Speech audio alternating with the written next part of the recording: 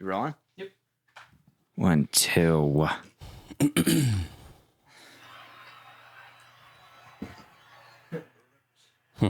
Football. Who's playing right now? It's highlights of the Saints draft. Yes, yes. The draft is happening right now. No, the draft already happened, but they're about to start rookie mini camp. Okay. Today is the first day. I've never done a fantasy before. Never done a fantasy league. Oh yeah. And I'm gonna get into one this year. That'd be cool. With my brother. Oh, nice. I never did one before either. I never did one. Yeah. I think that's gonna be my intro to Football. Being able to have conversations about football, because that's what I feel left out. I feel. Did we talk a lot about football on set? No, dude. I don't. That's the thing. I try to like when somebody brings up football, I start acting all cool, and I'm like, yeah, Tom Brady. Yeah, bro. Yeah, dude. Yeah, that's cute. And I can't Hold a conversation about it, really. No, and I feel less manly because of it. Bro, chill the fuck out. It's just football. Yeah, I mean, I grew up a football fanatic, and I played in college, so that's why I'm like fully indulged. You did. Yeah. What was that like playing football in college? It's cool. I ain't gonna lie to you. You like, I mean, it's also on the web. Yeah. You tell me about that. I mean, I played free safety, man. At University of New Orleans, we actually won the championship in 2000 something. I don't want to age me here. Wow. And I was coming out of high school. I was the fastest kid in high school, and I wasn't on a football scholarship or anything. I was on a full academic scholarship, and it was the football program was new, and I was like, I'm gonna play, and I did, and I started, and I tore my ACL my sophomore year, and I tore it again my senior year. And did that injury stop you? Yeah. Well, I played a little bit more my senior year, but I was never the same player. Yeah. Yeah, so that's why I wear a knee brace sometimes, because I do not want to tear my knee again. Right. Yeah. Which in the football episode, you had your knee brace on. Yeah, that was my thing. That was my character. I mean, it's crazy how Miles tore his ACL. Yeah. And I tore my ACL. Yeah. That's. Yeah. Did they write that for you? No, bro. It was the character. When I got the character breakdown, it was like he's an ex-football player. Yeah. And I was like, wait, hold on. That's I'm an ex-football player. What's going on? Dude. Yeah. Here, pull this guy. Point that as if it's like. There we go. There you go. Yeah. That's what I noticed. They would, towards the end of the season, there were things that they wrote into Seth's dialogue that I would say in real life, and I was like, oh my God, they're adjusting. Oh yeah. To me. Did you ever see that in your character? Yeah. They start adjusting the way that you talk? So apparently Miles, the trajectory of his character arc was going to be totally different from what it is now. And the writers were like, you came in and you gave him more of a human presence, and you showed so much of your personality that we wrote more of you into Miles, because they wanted Miles at first to be like this player, this real talk. They want him to be like this woman lover. Yeah. That he has multiple girlfriends, and then I guess when they saw how I am, how I am on set, I'm very professional. Yeah. Even though I'm a ladies' man, I don't lead with that. Right. I lead with who I am as a person, with my values and morals, and they're like, we want to bring some of Deric into Miles, and that's why you see a lot of my personality mixing into the character. Yeah. It's cool. Dude, I remember episode 1, people would compare our characters, and they go, episode 1, Seth was such a lovable character, and Deric or Miles had he was the player, and then after episode 1 it totally changed. But especially on when you go out and you say you want to be the bodyguard for God, what episode was that? Episode 4? Remember the one where the woman had the... Oh yeah, I think it was episode I think that was episode 6. Is that 6? Yeah, the woman with the woman downtown center. Yeah, yeah, that's a real center too. They actually wrote that in there. I didn't know that. Yeah, they like last minute. They was like, "Can you please mention the downtown women's center because it's a real place in LA," and so that's why we threw that in there. But yeah, I think Miles, you got to see why he put on this front at the end of episode 1. Actually, when he was sleeping in his car. Yeah. You know. Yeah. Yeah. That's when everybody went, oh my God, he's an a-hole, but I love him. Yeah. God, he has this human nature about him I love so much. But yeah, man, Miles came in hot. Yeah, dude. Yeah. You got and congratulations on series regular. Thank you, man. What is that from? Mm-hmm. How does that feel? What is that like? What's going through your head with that? First instinct, it's just work because I've been doing this so long. Yeah. But in reality, people don't know how hard it is to reach this milestone. It's very hard to make it as an actor in a big city like LA or New York. And yeah. I've did both. And I've been through a lot, man. Yeah. I know you know my story a little bit. And coming from New Orleans, which is not a big town for the theater and film, it was starting to become that, and then the tax credits left. Yeah, and went to Atlanta and Vancouver and stuff, and coming out of drama school at the University of New Orleans and going to New York, going to 2 conservatories and then pursuing this thing fully. It took me. I graduated college in 2012. It took me over 10 years to get this milestone. Yeah, yeah. So it honestly, it's like I'm doing it.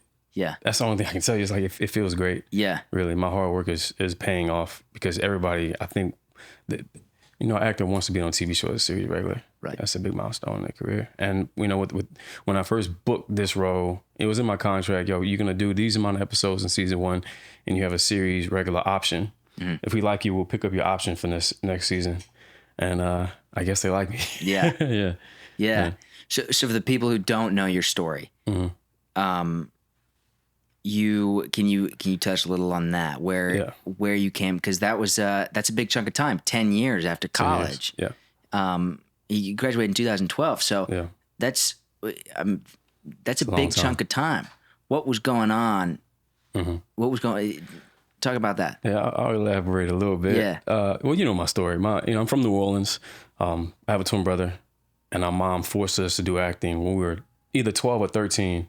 But we used to model when we were kids. Yeah. Like we were in those JCPenney catalogs. Yeah. We did their runway. With your twin brother. With my twin brother. We did their runway shows. And an agent discovered us on their runway shows. Like, you got to get these boys into acting. They're twins. They look the part. But let's see if they can act. So we took acting classes. And I remember we were about to move to LA. We just took new headshots. And we went to visit and we came back. And he was like, we're going to move to LA. We're going to pursue this thing fully. And our mom got sick. She had her first stroke when we were 13 years old. And I remember going into the hospital and she didn't know who we were. So a stroke is a blood vessel that bursts in your head and they have to open up. My mom's had a stroke. It's scary, man. It's insane. It's weird. It's weird. Yeah. Yeah. And I remember going. I remember she called us upstairs to go in her room. She's like, I'm in a lot of pain. My brother actually called the 911, and it didn't feel real. It felt like something in a movie, especially a 13-year-old boy. You don't know what's going on. Yeah, right? You thought it was just a headache. Like, she's gonna be all right. She's going to the hospital, but our lives changed dramatically after that. We lost everything. Our homes. Our mother was an entrepreneur, real estate investor. We lost all of our homes, her businesses, and went from living this lifestyle to living a lifestyle we weren't accustomed to, and we had to move in with our grandparents in Opelousas on a farm, and we had to work that farm. Yep. Cowboy boots, dirty shirt, jeans, Wranglers, and we had horses, cows, pigs, vegetation, goats, chickens at one time. And it was a shift from coming from a city life to a country life, adjusting through high school, you know? Yeah. Very pivotal time in a young man's life. Yeah. Those ages from like 13 to 18. Yeah. 17. Dude, yeah. When my mom had a stroke, I had no idea what it was. Mm-hmm. It didn't resonate. Yeah. I was too young. I think I was in... How old were you? In first grade. How old are you in first grade? You're like 6 or 7. You're 6 or 7 years old. Young. Yeah. And that didn't even register. It didn't register. Yeah.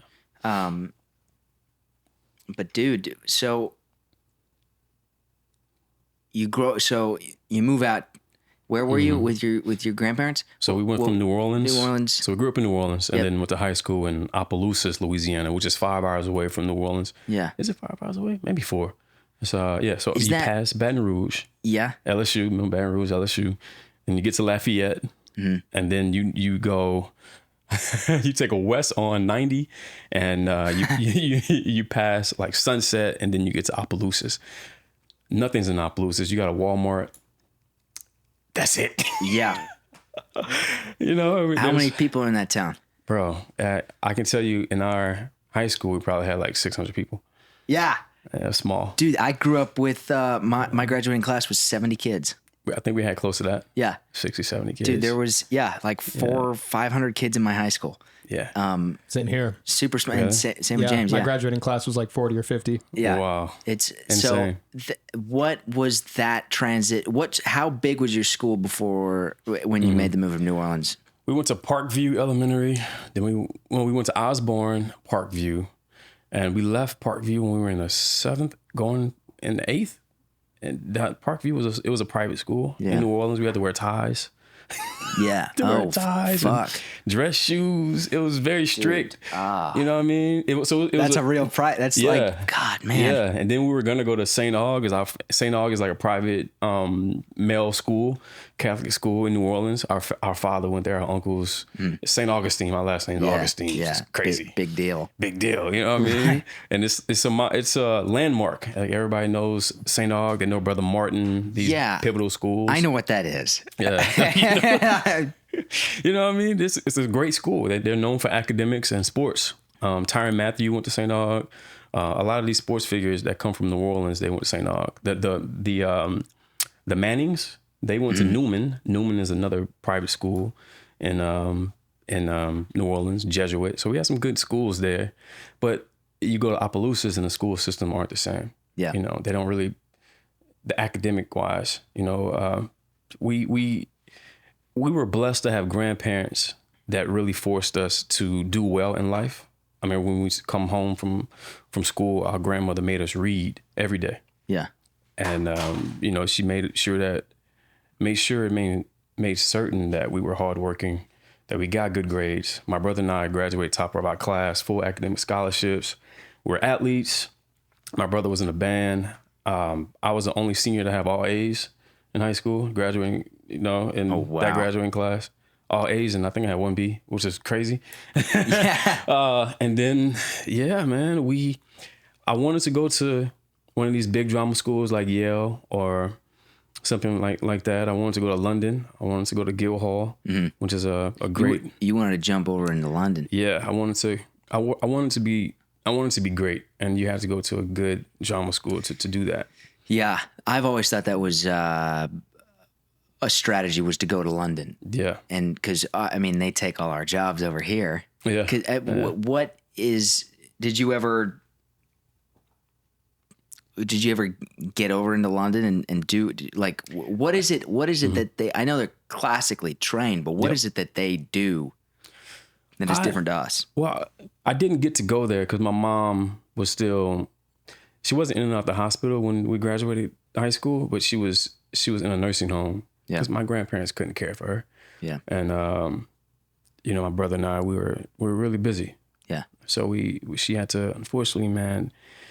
I don't think no parents. My mother was in her 30s and 40s when she was in her 40s when we had to put her in a nursing home. Man, that was so devastating. You know, leave that place crying, man. And so that's a lot of pressure to put on a kid. Yeah, when you feel helpless, like. How old were you when? We were like 17, 18 when we had to put her in the nursing home. And I remember praying, man, like, God, man, just give me a lot of money so I can get my mom the help she need, man. I can get her in a good rehab. I can get her a big, beautiful house. And, you know, my mom didn't want to be in that nursing home, bro. Yeah. It was sad seeing that. So we had to stay we had to stay near her. Yeah. And that's why I couldn't leave the state. Yeah. I was like, okay, I'm going to go to New Orleans. I'm going to go back home to New Orleans. And at least I'm only like 2-3 hours away. I can drive to go see her every weekend, which I did.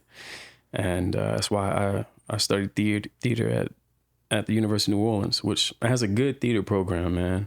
And it's traditional plays. They have some Shakespeare that we did.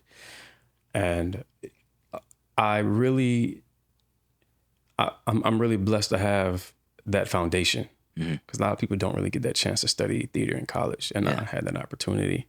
And to answer your question, I don't think it's much of a big difference. I think what's going on is that I think in order for me, this is how I feel personally. I think people who have studied in the arts, grew up in theater, I have more respect for them, maybe because I've done it. Yeah. And you've done it. Yeah. And the level of hard work that takes, I know it. It's admirable. And I think that's why they get more respect than we do. Yeah. And it all started in theater. It all started in England, you know, with Shakespeare. And I think that's why when they come here, they look upon as being greater than us. And I don't think it's not what it truly is that right. They come from the theater. Yeah. And they have this beautiful accent.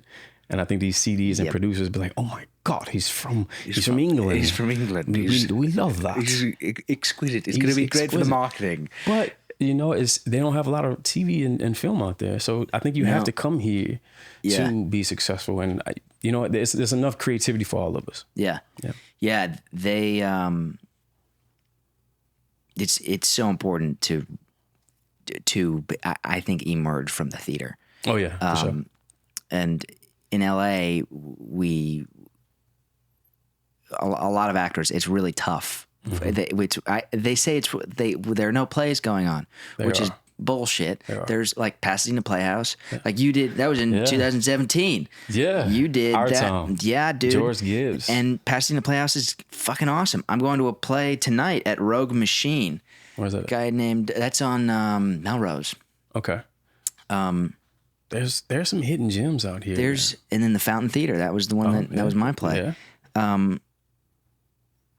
Yeah, I mean, gosh, we just bounced around there. There were so many things. There's some good stuff though. There, but the theater.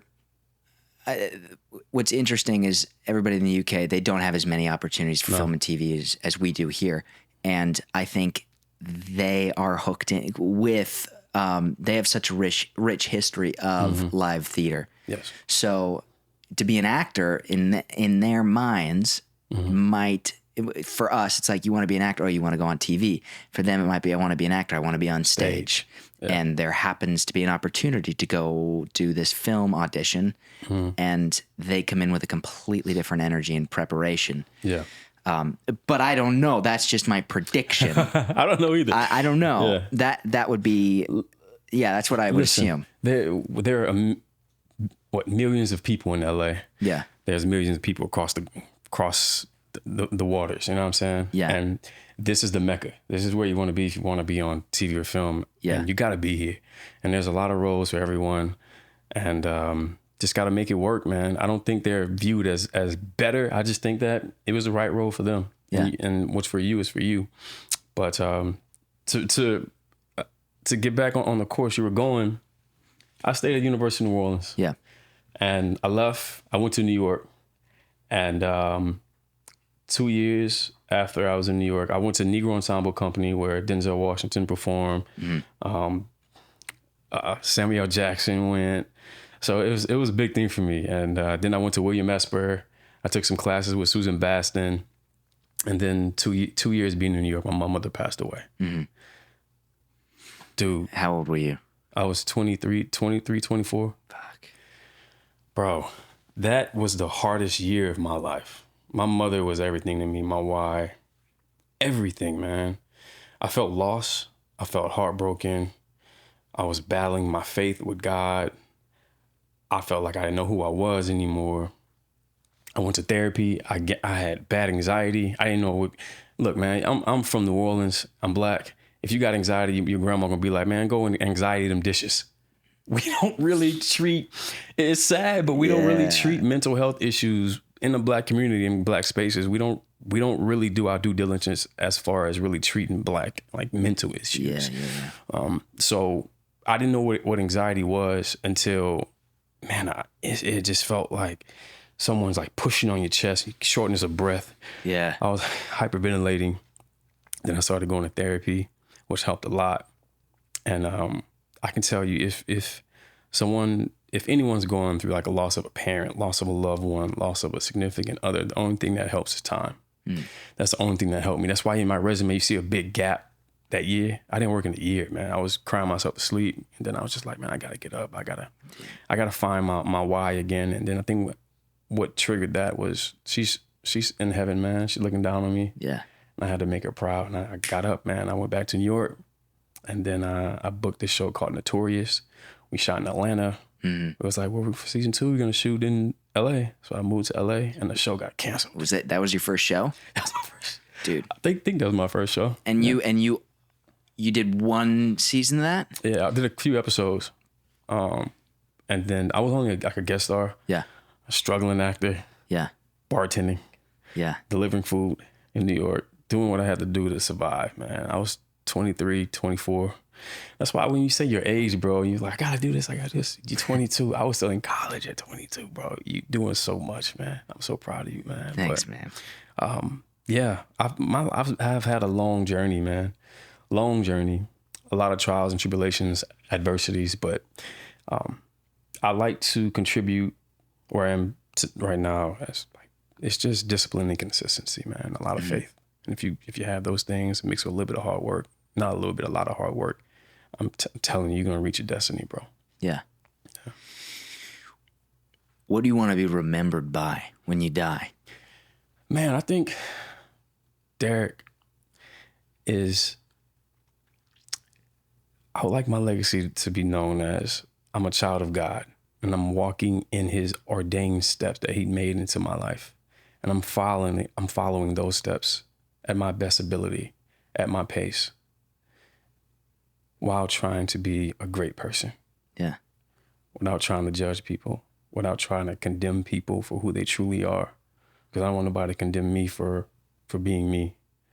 And I think the world needs just great people to be on top. Honestly, man. Because right now our world seems so broken. Yeah. But a lot of stuff's going on, man. Yeah. You know, and so I just wish the world could shift into this. I don't know, man. We need good people in this world, man. I think that I just want to be a pillar for that. Yeah. Yeah. Well, good always wins. Yeah. Like, good's the underdog. Yeah. It comes in at the last second, right? And and it figures it out. I mean,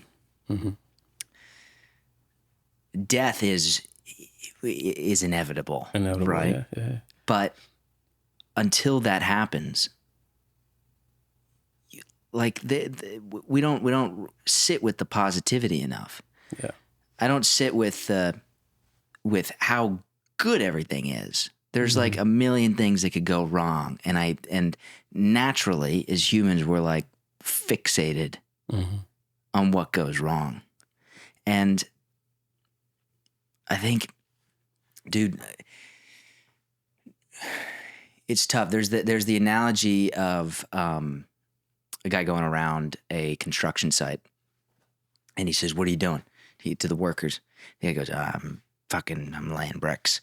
And he goes, "Oh, okay, cool." And he goes to the other guy, "Have you heard this?" He goes to the other guy, and he goes, "What are you doing?" He's like, I'm figuring out these wires. I'm sorting these wires." And then he goes to the other guy. He says, "What are you doing?" And he says, "I am constructing a temple to worship God." Oh, wow.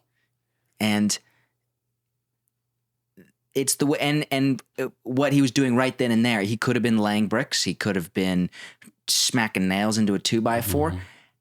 However, what he says, I am constructing something so great for the Almighty, you know, and then in this analogy sense, he was building a church. Yeah. But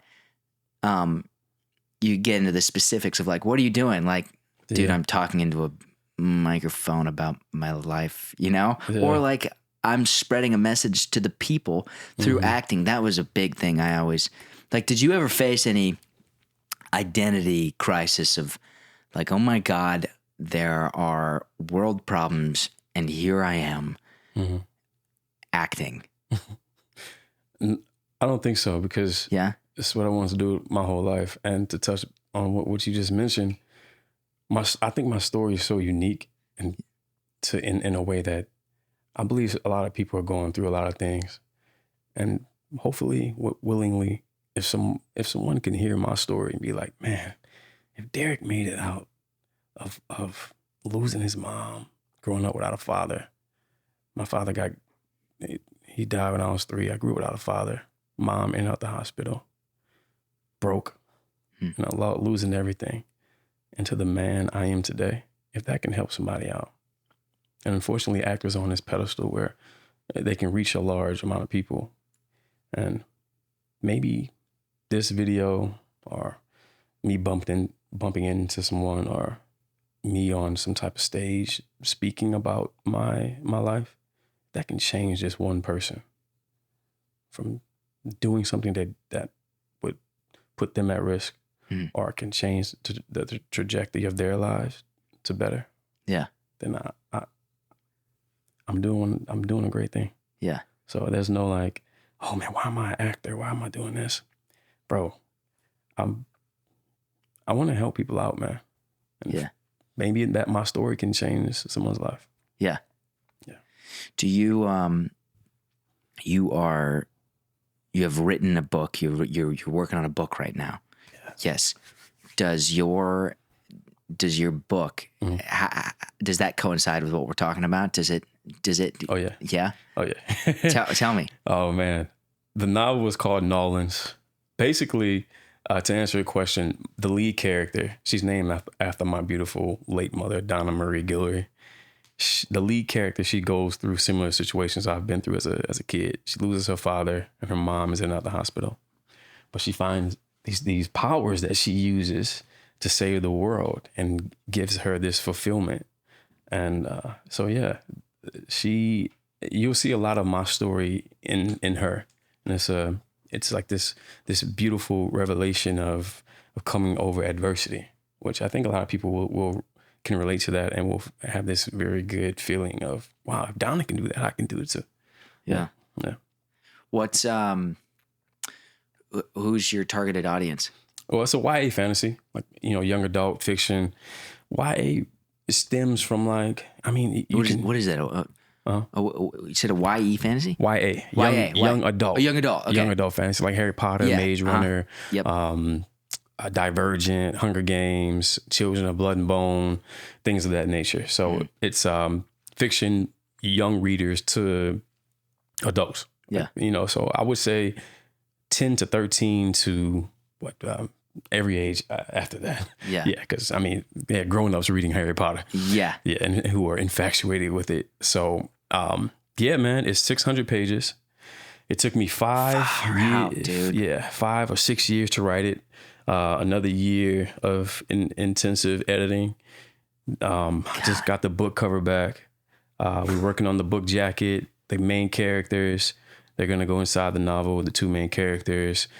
My formatters, they're formatting the book now, and then it's going to come out sometime, and then when the rookie comes out again, when we start filming again. So when we start filming, it's coming out in like July, something like that. I can't really say, but like July, August, or something like that. Something like that, around something there. Like that. Yeah, yeah. We're gonna drop the cover next month. The book cover, I think, to reveal next month. Yeah. Holy cow! So it's coming out. Yeah, it's coming out. It's crazy. Like I wrote a novel. Wow. Yeah. And that's 6 years, 7 years in the process. Yeah, 6, 7 years in the making. Yeah, it's crazy. Holy cow, dude. Yeah, I know. That's insane. And it started as like a creative writing course, not a creative writing assignment in college. Just you write this little short story and use your creative mind and think of something.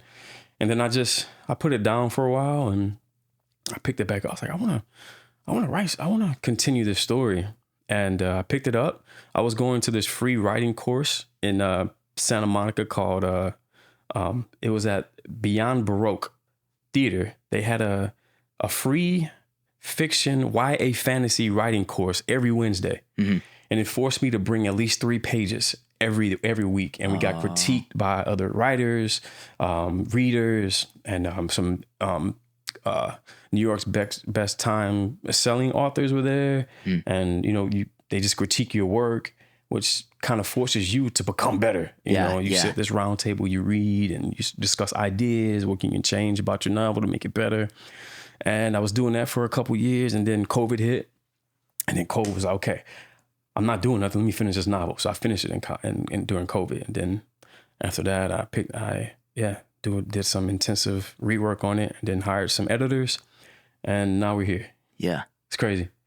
Fuck. Yeah. That is a lot of, that is just, why is that word not hitting me right now? Starts with a D. Why do I not say, discipline? Discipline. Yeah. That word fucking spaced me. That is a lot of discipline. That is a lot of discipline. Yeah. I remember when I had to do like one big edit on it, I was treating it like a 9 to 5. I would wake up 9 o'clock. I would write until 5 o'clock p.m. You can ask Pearson. Pearson, I think before something happened, he has to go back on the farm and work the farm for a while. Yeah. And when he came back, he stayed with me for a few weeks. And he was like, dude, are you still writing? I'm like, yeah, 9 to 5. Good Lord. Yeah, 9 to 5. I have to knock this edit out to give it back to my editor, because I had to switch it from third person present tense to third person past tense, which is basically rewriting the whole novel, bro. And I had to do that in a month's time frame. So I was 9 to 5. Oh my God. Yeah, it's crazy. And no AI, no none of that. Yeah. Just by myself. You're so basically it was in present tense. Yep. I do this. I'm and then you had to move. You had to change it back. He did this. Yes, dude. It was like he's doing this. He's going to the store. I had to change every sentence. Every sentence, word by word, line by line. 600 pages. Yeah, for sure. Yeah, 9 to 5, brother. You got to discipline and consistency, man. That's fucking crazy. Yeah. I've always looked at like J.K. Rowling or any of the authors, and I've just been blown away because I just have a hard time reading. I'm born with dyslexia, so getting through a book is always pretty rare. Really? When I read front to back. How long does it take you? It depends on the book. Like a good book that you really like. A good book. I don't know. It depends on so like 100 pages. It takes me 10 minutes to read like 2-3 pages. So, and I'm slow.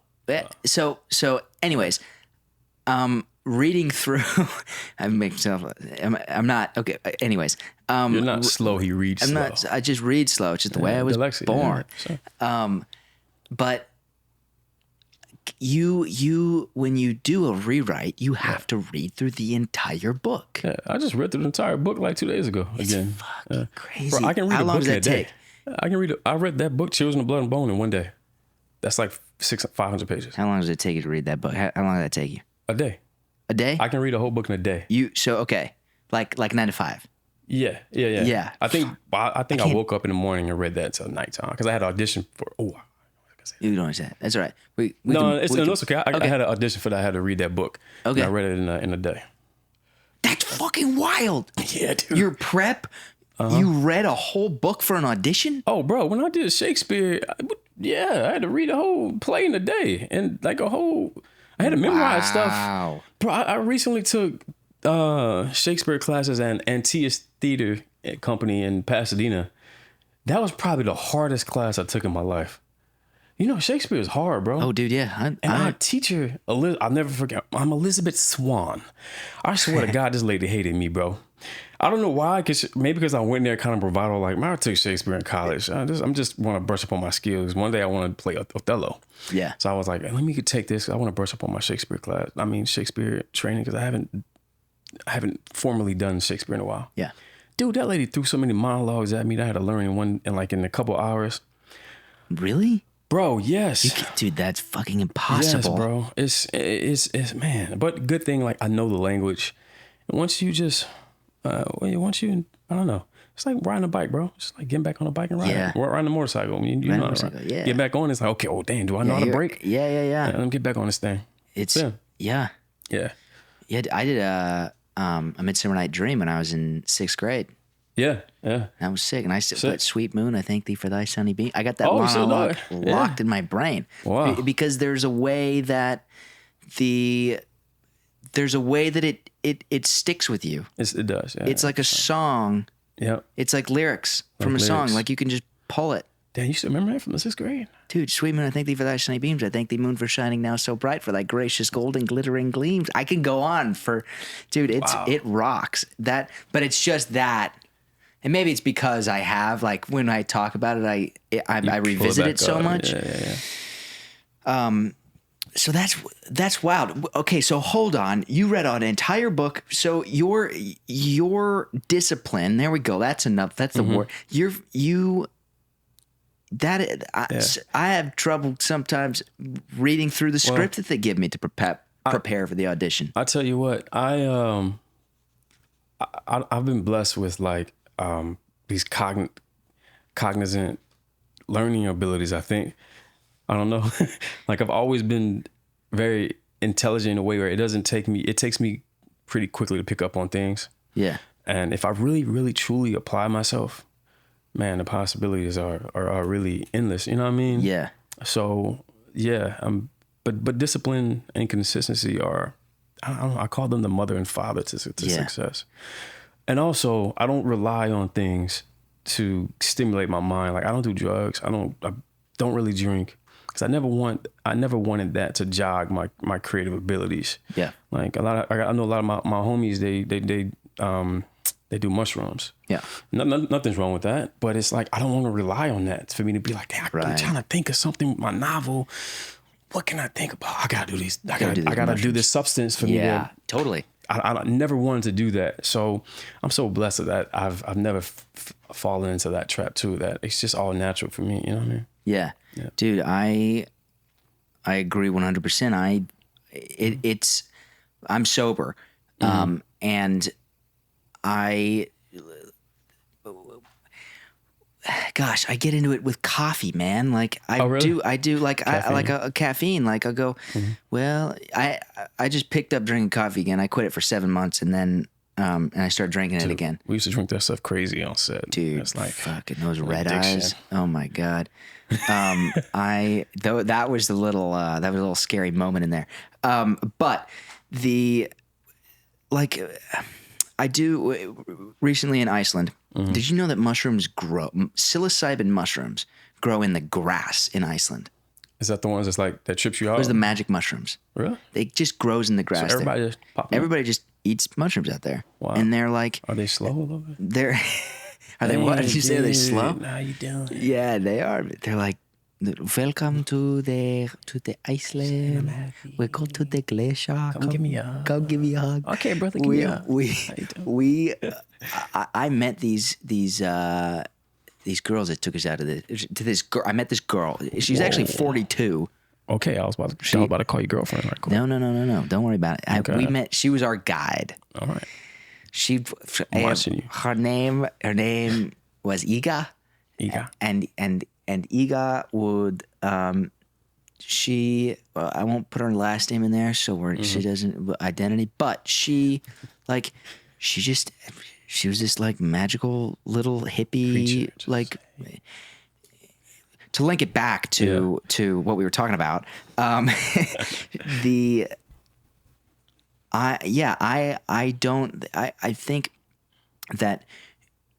think that your discipline, your repetition. Oh yeah. If you lock in to exactly what it is that you want to do, and you keep pushing forward, without like stemming out and relying on things and it's not going to work. Well, then like later, I'll do it later. Mm-hmm. You can't get anything big done. Yeah. And I mean, even your body, dude, like you are like the definition of discipline. Like, I mean, fuck, dude. Remember the straps I used to bring on set? You bring those straps, and I think that comes back from my athlete days. Yeah. I was big. I was huge in college. Like I was You're muscular. Bigger than you were now. Man, I was massive. Would you call it bodybuilding, or is that? Nah. No, not body. When did your fitness journey start in your lifetime? How old were you? Probably in college, my freshman year of college. And were you a skinny kid and you just my brother and I, up? we were skinny, dude. That's why, our grandparents didn't want us to play football in high school. We were small. Yeah. I didn't get tall until my freshman year of college. No, because I was one of the tallest in my senior year. I think I got tall my senior year in high school. Yeah. I had this growth spurt. Yeah, man. We were short. My dad was only 5'7". The height runs on my mom's side. Thank you, Mom. God, like the height, the hair, dude, everything's on my mom's side. Yeah, but my dad had these beautiful green eyes, though. I wish I would have got those. But no, we didn't get tall until like our senior year in high school. I didn't get big. I was a skinny dude. I didn't get big until my sophomore year. Yeah, that's when I was like, our coach was like, yo, we need some safeties. I was a scrawny kid, and I was like, let me put on some weight. I started taking creatine, started eating a lot. Dude, I was huge, muscular, like fat, but not fat, but I didn't have no abs though. Yeah. But I was huge and strong and a beast. You ask anybody in the football field, dude, they were like, this dude was crazy.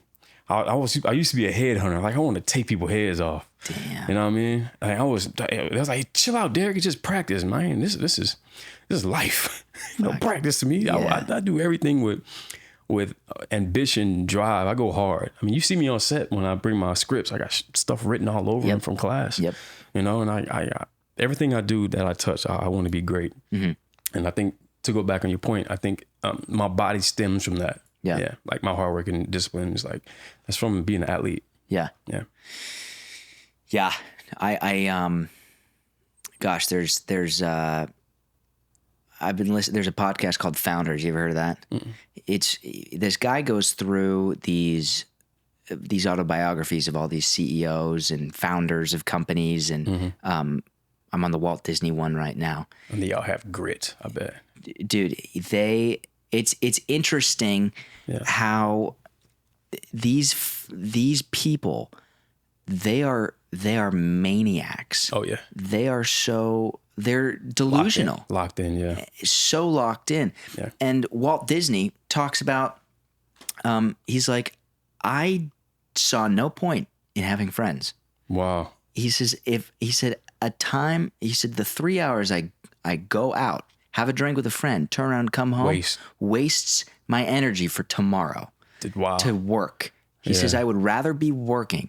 And to a point, that's insane. Yeah. I mean, it's. I relate to a lot of things. I've put myself in a lot of similar situations, especially after I got sober. But it's a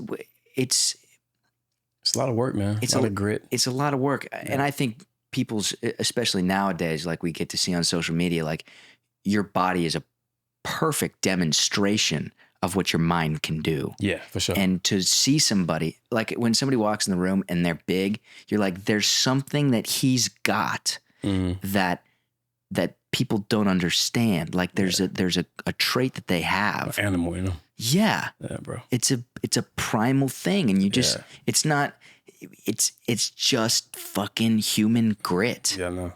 When I'm in the gym, I'm like an animal. We never worked out together, but no, we haven't. When we do, you'd be like, "This dude is crazy." We fucking. Me and Pearson be going hard in the gym, man. I ain't gonna lie. Pearson has that work ethic too, man. Yeah, yeah. You know, but yeah, yeah. I gotta. We've talked a little bit about this. I do want to get into building my body more. I've run. I did my marathon a couple months ago, bro. But I don't do it the way that you do it. You lift. I do push-ups and pull-ups, and that's. But I've run like that's my fucking outlet is to go distance. But I'm trying to think. When I was your age, bro, I wasn't huge. Like I lost that weight after I graduated college. I lost that weight because I was like, I'm an actor. Yeah, I can't be huge. Yeah, you can't be. So I was jacked. I was, I'm a little bit tall, just a little bit taller than you, but I lost all that weight, and I was like, I had to play. My manager, my agent at the time in New Orleans was like, Deric, you can't get too big. You need you to play high school. You know. So no, you're perfect. If you get big, you can't play high school, bro. Right. So I say until you hit like 26, that's when you can start like putting on like some muscle. Yeah. You know what I mean? Yeah. Or 25. What's the dude? How old was that guy that just did Gladiator 2? Oh, like 27. Look it up, James. Paul. Yeah. Whenever. Oh God, you gotta know. Once you figured out his age, that's the age you need to be like, okay, let's do this thing. And you can get when you book something like that, you can put the weight on. Right. Like when I booked Muhammad Ali, they gave me a boxing trainer for a few months, and I had like 2 months to lock in, and I gained 15 pounds. He's 29. 29. Bro, you got time. What's his name probably again? Did it. Paul Mescal. Let's see. He probably filmed that at what, 27, 28? Paul Mescal, yeah. Yeah, you got time, bro. Yeah. 27. You can still play high school. Don't age yourself. What are you doing? Dude, yeah, no, I won't. I just thought of something. I got a gift for you from one of the fans. I gotta go grab it upstairs. What? Yeah. You want it? Go grab it. Grab it right. Go check it. Let me go grab it. Dude, a gift from a fan. I did my research on you, bro. Nice. Okay, cool. Which is so weird, researching a friend. A friend, yeah. You're like, okay. Okay. So we have a gift from one of the fans from Paris. Oh man, do you know how to pronounce this name? Benedict. Let me show the camera. Benedict. Thank you so much for this. Is that Benedict? Yeah, Benedict. Benedict. Yeah. Back here. Okay, here we go. This is yours. This is mine. 1, 2, 3. Wait, is that me? That's you, bro. Dude, that's not my skin tone, but thank you. Dude. This is cool. That's I think that's you. That's gotta be me. Look at your little cute little freckles, little blush. That's blue eyes. Ah, man. Look at that. Dude, did you just get that so he definitely like the print definitely came it definitely darkened it. Yeah. Cause yours now up against yours, I'm like, okay. Cause when I said that, I was like, yeah, that's wait, no, that's yours. I was like, but what was that like in Paris, dude? That's cool, man. You lucky dog. I know, man. I was like, dang, Patrick's not here. Dude. Oh man. It was cool, bro. It was cool to be with the cast, to be in Paris. You know, my family lineage I got some family from Paris. I mean, not from Paris, from France. Yeah. So it was cool to be there in Paris. I've never been to Paris before. And to be there with the cast, to be there with our fans. Bro, our fans, I'm so grateful for them. I'm sure you are too, bro. And the way they travel and to come see us, to support us, to ask questions. And I've felt so loved there.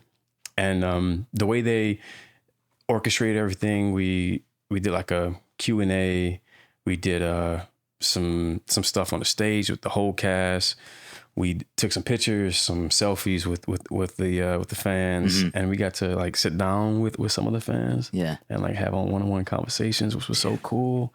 And we got to play games with them, and it was so cool. I'm active on Twitter, and I met some of my Twitter friends, who were fans of the show. I'm gonna try to name some of them, like Vinny, Dales. And there's people that I interact with daily that's like, hey, Deric, I love you on Ricky. I'm like, hey, Vinny. Damn.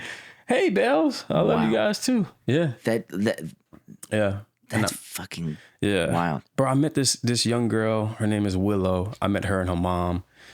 And, bro, she started crying. It's just how much of an impact, you know, this goes back to what we talked about earlier. You never know how much of an impact you really have on somebody's life, man. And she was so sweet. And she was like, I love your character. I know your story. She was like, my friend couldn't come. She really wanted to meet you. So I got her phone. I did a video for her friend. I was like, hey, so-and-so, I'm Willow's friend. I called my friend Willow's friend, Deric. Yeah. Actor from The Rookie. I wish you could be here. And that meant so much to her too, man. So just to see how much love that we have from our fans, man. I think that's, from other shows that I've worked on, I never got this type of support.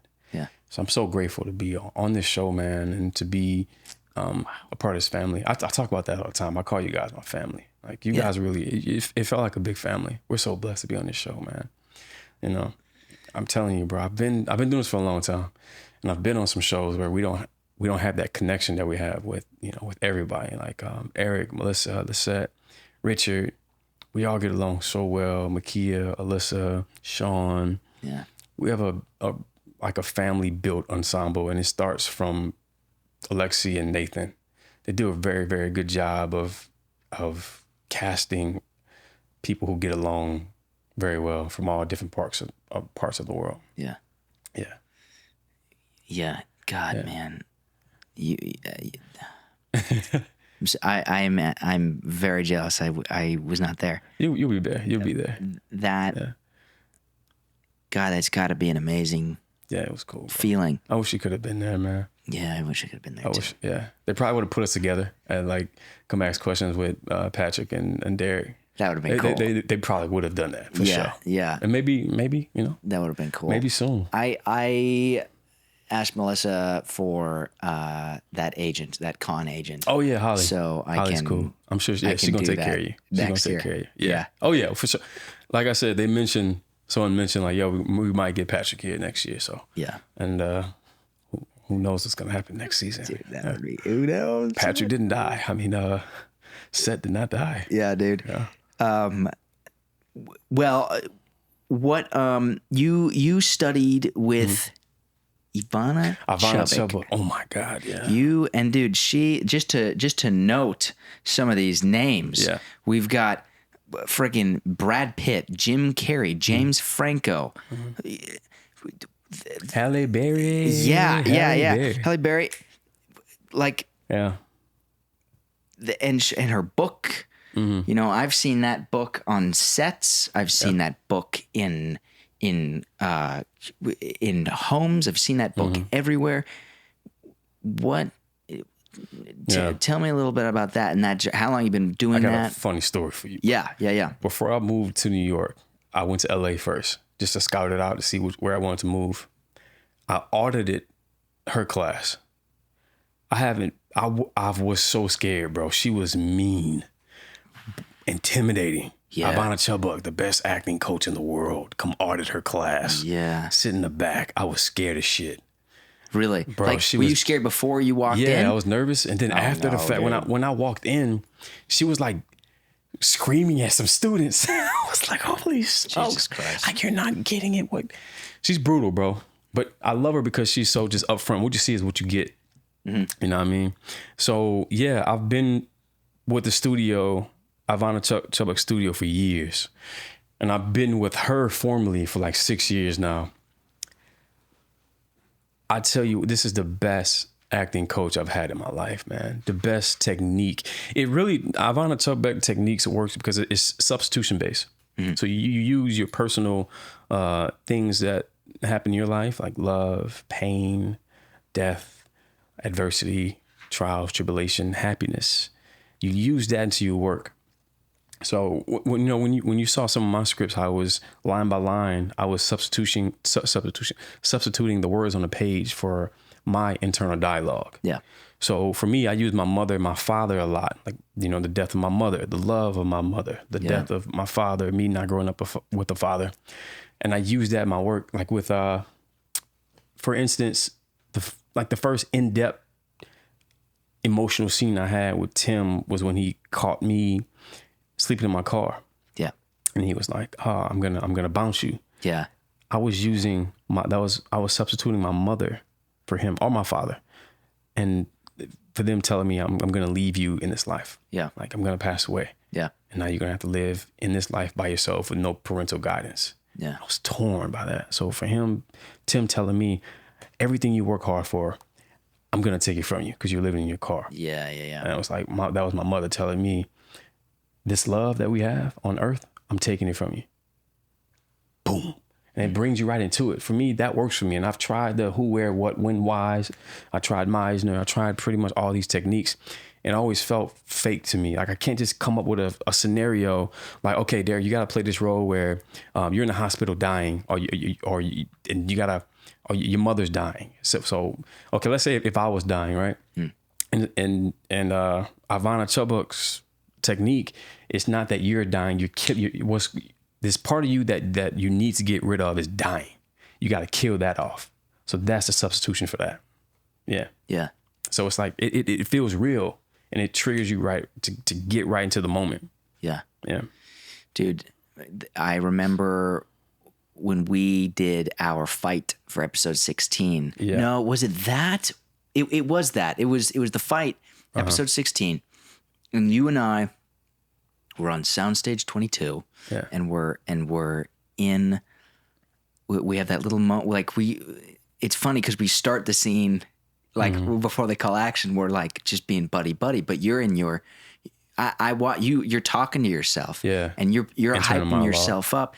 And when they call lock it up, you went into this, from what it looked like on the outside, you went into this panic. Yeah. And you started talking about your mom and you started talking about Internal monologue. And I just watched you. So that's something she uses in her technique. It's called internal dialogue. And it triggers you to go into this.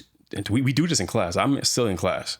Even when I was working, every Wednesday, I would try to get off set and make it to class. I'm still in class. Yeah. And one of the techniques, so we do 3 type of techniques we do before we go up. Not techniques, but these 3 rituals we do before we go up, before we do the scene. We do commonality of pain.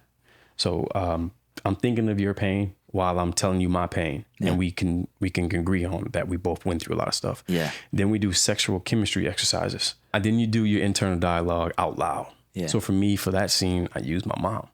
And I was like, Mom, don't abandon me. For me, if I was like, set, I was using my abandonment. Like, you abandoned me, you made me hurt. And for me, I was using my mom. Mom, you left me on this earth alone at 23 fucking years old. I was lost. That. Yeah. I felt like I felt like not living anymore. Like, you left me to fend for myself, and then instant. And it works for me, bro. Yeah. All those other techniques, it doesn't feel real. Yeah. At all. I could really feel it. Yeah. It's crazy watching your scenes and specifically the so I was there. I was there and I watched you do your thing. I could feel. And we walked back to the cars, and remember, that's when I was like, "What do you do?" Yeah, and you told me about Chubbuck, and I just was like, that was so real, and watching since I wasn't there, and I watched the episode on episode 1 where Tim says, "If you don't find a place, I'm bouncing you." Yeah. Like, it's so quick, and all your preparation. It was 30 seconds of like you're doing your thing. Tim comes out. You have a 30-second scene, and you were watching that one? You were there? No, I wasn't. I wasn't there, but watching it, like watching it on the TV screen. It's so intricate. The years of preparation and work that goes into that exact moment. Like Picasso is his story of when he's doing the napkin. A woman comes over and says, she hands him a napkin. She says, "Can you do a drawing on this napkin?" And he says, "Absolutely." And Picasso, he's so fast, and I wonder how much that's worth now. He goes to hand it to her, and he says, "That'll be $10,000." And she goes, "What do you mean? What? That took you 10 seconds." And he goes, "No, darling, it's taken me 30 years." Yeah. You're so crafted. It's so meticulous and thought out. What is your advice to up and coming actors? Wow. It's an answer that they're probably not going to want to hear, because I took the long route. Some people get lucky. They come to LA, they book their first audition, they get on a show, they find instant success in this world where instant gratification is praised.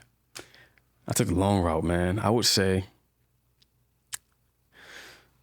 if you're young in high school, try to get into a drama school in college.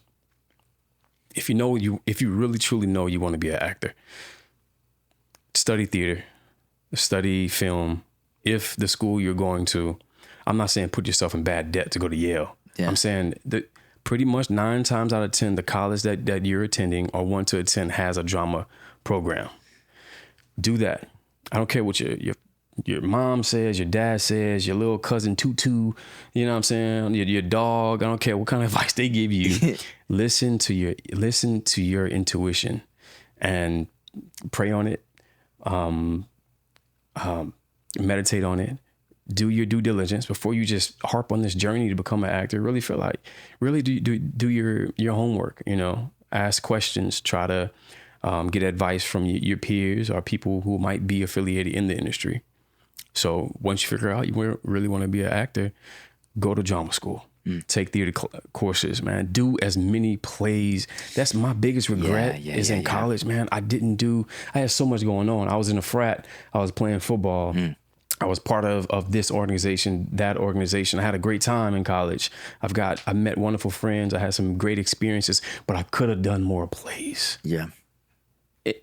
I wish I would have done more plays. So do as many plays as you can. Bro, my university now, I go back and talk to them. They have cameras, they have green screens, they have mixing boards, just incredible editing software. Utilize your resources. If you're in college, I don't care if you don't want to be a director, take directing classes, learn how to direct, do it all. Make a movie, make a short movie, use your friends, hire extras on Actors Access, and make an indie film using your resources in college. It's there, it's free, use it. Yeah. So just study theater if you want to be an actor, take directing courses, shoot something. Get affiliated with some of these community theaters. We have great community theaters in New Orleans. That's how I got my start. Get affiliated with those. And then after you graduate, you got to come to LA or New York. You can't make it in Atlanta. I'm sorry. You can't go to a small, you can't go to Austin. I'm a book a commercial. It don't work like that, bro. You got to be here. Find a mentor, man. This might be a touchy subject. I don't want to bring race into this, but being a black man, it was so hard for me to find an older man to mentor me, man. I get it. It took them, the older generation, it wasn't a lot of roles for them. So a lot of times they feel as though I did it myself. You do it yourself. Yeah. Bro, I worked with a lot of successful black men. Only one gave me a shot. J. August Richards. He's still my friend, my mentor, my big brother to this day. I met him on the set of Notorious. He and I were the only 2 black men on that show. And he changed my life. Find a mentor, man. Just goes to show you, man, like I'm still friends with this guy 10 years later. Yeah. And he still gives me advice, man. Yeah. Yeah. So find a good mentor. Once you had a life mentor, a big bro mentor, somebody in your industry. I have both with him. All 3 with him. I'm so blessed and honored to have that. So I found a good mentor. And then take some headshots, update your resume, put together a reel. If you were doing the stuff I just told you in drama school, shooting with your friends, you'll have a phenomenal reel. And then that's when the real journey starts, when you have all those things. Go to auditions. It's a shame, bro, that I was in the game before these tape auditions. I was going in the room. It's not the same no more. So I got to really be indulged in that realm. It's different now. I couldn't imagine like being a 21-year-old kid fresh out of drama school. Like I'm about to be an actor. Tape audition? What is that? I want to meet these casting directors. So it's different now. But that's the advice I would give. Yeah. No, I've done one in-person audition. Yeah, bro. I did hundreds. That's a year, hundreds a year. What is first of all, phenomenal advice. And there's a lot of things. There's a lot of things in there that I love. Especially the creating stuff with filmmakers, because that's what I think a lot of it's been really cool to have the opportunity on The Rookie because people have been DMing me about acting, and that's really cool to be able to. I don't have as much experience as you. You are a book of knowledge, but from what I've seen, I went to film. I had the opportunity to go to acting school or to go to film school, and I chose the film school route because I said I'm going to be the actor in film school. Oh, and the way that I looked at it was, I'm going to create. I'm there to build my community. I'm a big fan of Tom Cruise. This. Yeah, we talked about it. Yeah. I'm a big fan of if I'm not. I don't want people to pick me. I want to create the project. Yeah. So then, if they want like the next one down the road, we do it together. And obviously, to get a start, there's so many different ways. There's no specific way, but the collaborating with filmmakers, I mean, it's a producer's world, a director's medium, and the actors are just the paint that's laying on the table. Yeah. And we have to stay humble in that way, you know? And I hate separating crew and cast. It's like, we are the crew. Yeah. We get the trailers and we get the special meals and we get the special treatment. But it's like, the whole thing. Dude, I love, we are all the cogs in the clock. That's how we work on The Rookie, bro. Everybody works in unison. Yeah, we got such a good crew, oh my God, man. Like Kyle and I was working on Nash, the PA Nash. Yeah. I was working on Nash's short film the other day. Oh, really? He made a short film, Olives. Was it good? And yeah, it's funny. Yeah. It's a comedy. I played a stoner. I was playing a stoner on his. I was a pizza delivery guy, and I was I was a stoner on his thing, and Nash. I walked on set, all rookie PAs. Yeah, it was, and then Mickey was there. Mickey was cameraman. there? Yeah, Mickey. And so it. Bro, they work so good together. They work so well, and that's the thing. It's like nobody's getting paid. Yeah. It was like, we're here creating a fucking project. It's like, that's. Yeah. What was Mickey doing? Mickey was cam op. Bro, I love him. And he was kind of overseeing. He was like he was cam op producer, like the boss. Yeah, he would. It was funny because we're doing setups, and he'd be like, "Nash, you don't need that. Let's move on." And Nash would be like, "Oh, okay." And he'd move on to his next thing. Yeah. Mickey's like that. I said, like, I don't need that. Let's go. Yeah. Dude, I love Mickey. Yeah. But yeah, God, really good advice, Deric. Yeah. Really good advice. Man, you just never know, man. Maybe one person from your crew in college makes it and then puts you on. Yeah. Look at Michael B. Jordan and Ryan Coogler. They've worked together since what's the movie they did? That first movie they did. I worked with one of the producers on there. Look that up, James. What is the first movie they did? Michael B. Jordan and Ryan Coogler. They did where he played that kid who got who his life got taken by a police officer. What was that? You know what I'm talking about? Oh man, James has got it. He's got it. James is the best.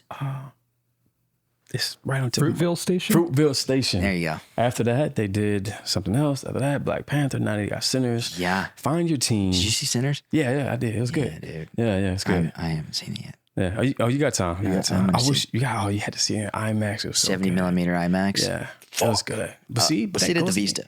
You got to work with people, man, and that's and treat everyone with respect, because you never know where they would end up. That's why we even on The Rookie, man, we sit down and eat with the PAs, we sit down and eat with the extras, and it's just, man, you never know. You never know when somebody else that you think that is not on your level will become the person that you look up to, man. Yeah. So you treat everyone. My mother, I come from the South, man. My mother, my grandparents, they instilled these manners inside of me, and it correlates to my job, every aspect of my life, man. So I don't know. I'm so lucky to have this mindset that I have, and like I told you before, man. Good people have to win in this world, man. They have to. Yeah. Yeah. Dude, it's. Yeah, bro. But yeah, we have so much good time on set, bro. It's like a big family, man. Oh, it really is. I remember the first time I met you. Oh yeah. You had your hair. You had your big hair. Curl. Yeah, you had your curls. my beard. And Alexi was like, Yeah, dude, we chopped that off. We chopped that off right away. Yeah, dude, that was so funny. We're standing there at the trailers. We're at the LA studios in downtown, and Alexi comes up. Yeah, that was our first day. And I didn't know what he looked like. And he doesn't look like a showrunner. Huh? No, he didn't look like a showrunner. Yeah, and he's like a cool dude. He came up and he just started talking to us like regular people. I had so many people coming up. Yeah. And he just starts talking and then he left and we were. But he goes. We were talking. I was like, "Hey, good to meet you." He's like, "Yeah, really good to meet you. Really good to meet you too, Deric. This is awesome. This is awesome." I didn't know. And we're just talking. We're just talking. And then he goes. And then he's like, "Yeah, we're gonna cut both your hair off." He's like, "Yeah, we're gonna cut both your hair off." And that's when it clicks. And I went, "Oh, you're the boss." Yeah, he's the boss. Oh, which is cool. Like he doesn't have that bravado. Like, no, I'm the boss. No, he's like a part of the crew. Yeah, and that's what I love about him so much, man. He is. You know? Yeah, God, love Alexi. Yeah. He did. Was like. By the way, we're cutting all that off. We're cutting all that. I was like, oh man, it took me so long. And I remember we were sitting in the chairs, dude, and you were like arguing with I. No, not with I. Who are you sitting down with? Was it? Oh my God, why am I spacing? I call him Big Bro. You call him Unk. Unk. Unk. Brett. Yeah. Brett. Brett and JR.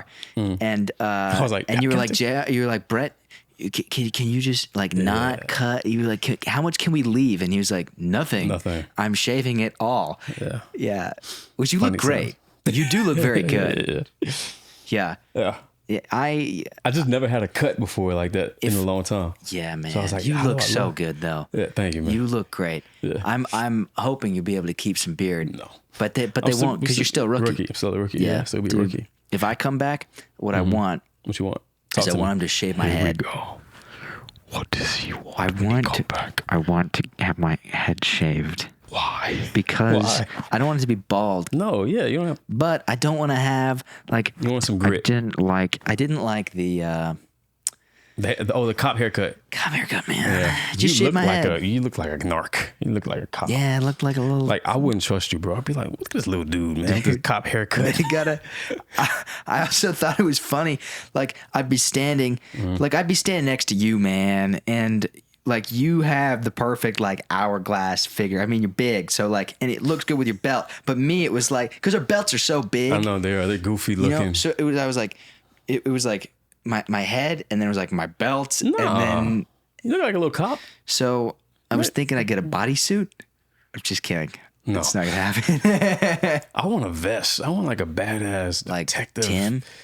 Nah, Tim does have a vest. Tim does have a vest. Just like a. Although at first I was confused. I didn't know if he had a hunchback. Oh yeah, or if he had a vest. Yeah, he has that vest on the back. But it is a vest. Yeah, he wears a vest. No, I want like the. I don't know. This like a vest, just my uniform. Yeah. Arms out. Yeah. That would be sick. That'd be sick. Yeah, man. What is your, before we go, where do you see yourself in 10 years? Mm-hmm. What do you want to accomplish in your career? Yeah. It's tough to say before it's over, but what do you want to accomplish in your days? I want to stay on the rookie as long as they would have me. Honestly, I'd love to see Miles progress through his career, become a detective maybe. Yeah, man. Will Smith, Bad Boys. You know, man. I mentioned Will Smith because I would love to mimic my career after him, man. Yeah, he's done a lot. You know, one of my favorite actors. Just stay on the rookie and transition into film. I want to do some between this year and next year. I want to do some great gritty indie films and then progress into like blockbuster stuff. Yeah. You know, my book, I would love my book to be turned into a TV show or a movie, and I just sit back and produce that and, you know, hire my homies to direct some episodes or, you know, come in and be producers on that and turn that into like the next Harry Potter, you know, because it's like an urban Harry Potter. Based in New Orleans. That's basically what my book is about.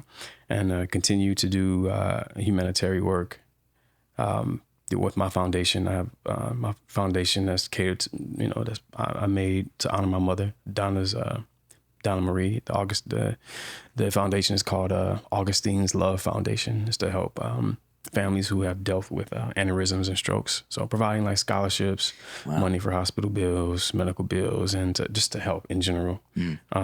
So I started that last year. So love to see that continue to grow. Then on the personal level, man, I want to have a farm in Arizona.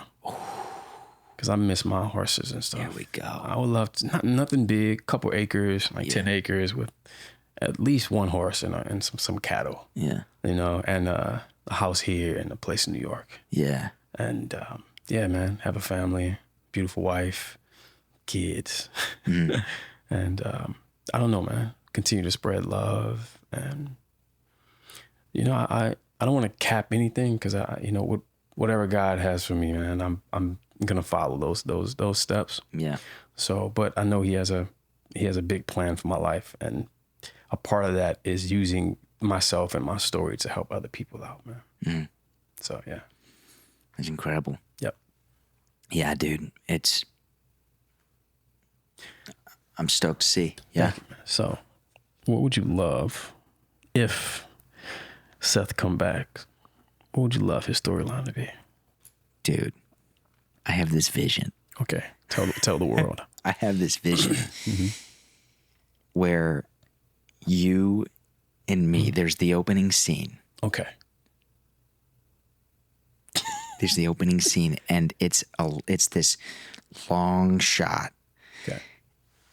Very symmetrical, and Seth is on the track field. It's like, you know what I'm saying? Like you put the camera at the end of the track, 100-yard dash, and he's sitting there head down. And you have the gun, or you have the timer. You go, and then he gets up and he starts fucking sprinting with his leg, with his prosthetic leg. Getting back in shape, training. And he's training to, and gosh, I mean, I don't know. That's how I have seen the intro, the comeback. Yeah. I don't know specifically storyline, what would happen. I haven't really given that too much thought. I hope he becomes a good guy. Yeah, he is a good guy. Yeah. He just we're playing toesies. You were playing toesies, man. Thank you for the love tap. Yeah, that was good. He was a good guy. And I think that's why Miles was so hurt in that episode 16. Yeah. Because he felt like he lost his brother. Well, not really lost his brother. He felt like his brother lied about who he truly was.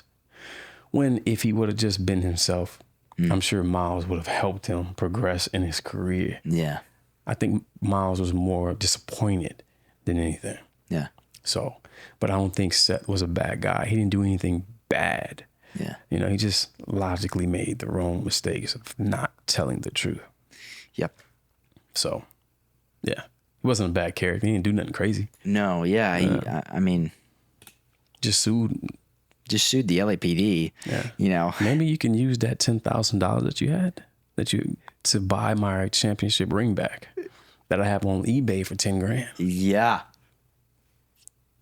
He did buy, what's her name? Oh yeah. Tamara a ring. A ring. Yeah. Maybe you could sell that ring because she left it. She left it on the table. Yeah, you can probably sell that. Go get you that. Go get that ring. You the ring. Yeah. Some love interest stuff. That it would be good to watch the Tamara relationship kindle again. Yeah. I think they had some good chemistry. Yeah, they did. There was a scene they cut, the opening scene of that episode, really? Which was Tamara and Seth driving up together. Okay. And they cut that? They cut that. Well, it might maybe a timing thing or so. Maybe it just didn't work out. But the episode opened. I think it was better the way that they opened it because it was like the reveal.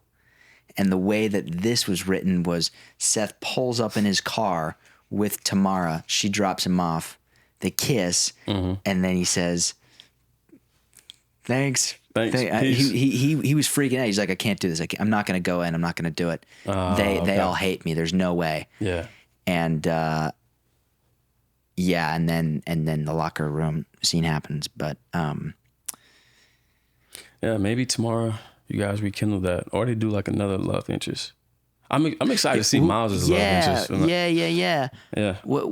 Well, in the finale, you know, I go on this date that we can't talk about right now. Right. Oh, this is gonna air after the finale, right? This will. Yep. Oh yeah. Well, I go on this date and she turns out to be crazy. Yeah. Yeah.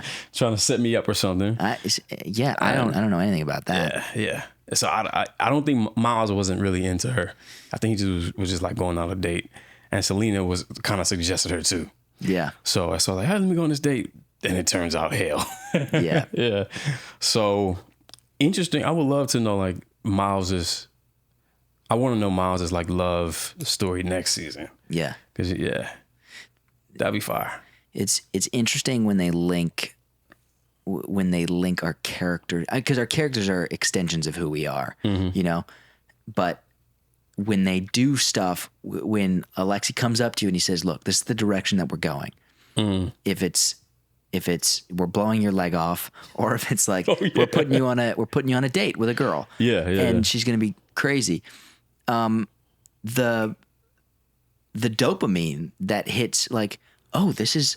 It's almost like it's like God coming in and being like, "This is your plan. This is your plan. This is what's gonna happen." And you go, "Oh, and you really?" never know. And you never know. Yeah. He just comes in like, "This is what we're gonna do. This is what you're gonna do." I don't know what's gonna happen with Miles. I don't know. Yeah. Dude. Yeah. It's yeah. God, it's such a gift to be acting on a show. It's just such a gift to be acting in general. Bro, you're so. I don't know. I tell him this all the time, bro. Yeah, man, bro, you're on a great show with great cast at 22, 21. That doesn't happen.